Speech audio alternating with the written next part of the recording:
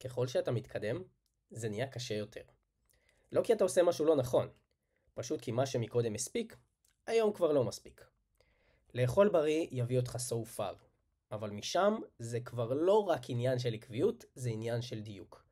כי אתה כבר שומר, אתה כבר מתאמן, אבל כשאתה מגיע לאחוז שומן נמוך ומנסה לרדת עוד, המרווח ביטחון הזה כבר לא אותו דבר.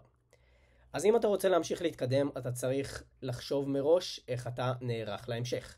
להבין שרמת ההשקעה שנדרשת היא גבוהה יותר, ולהבין שגם עם כל המניפולציות האפשריות, עדיין כנראה תהיה קצת רעב או קצת עייף.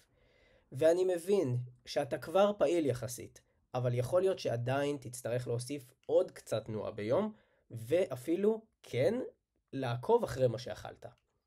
בשלב הזה אתה צריך לשאול את עצמך אם זה בכלל שווה את המחיר. אז תרד עוד אחוז שומן אחד. אבל יהיו לך גם עוד שבועות של רעב, עייפות ומחשבות לא פוסקות סביב אוכל. בכנות, לדעתי לא תמיד התשובה היא כן.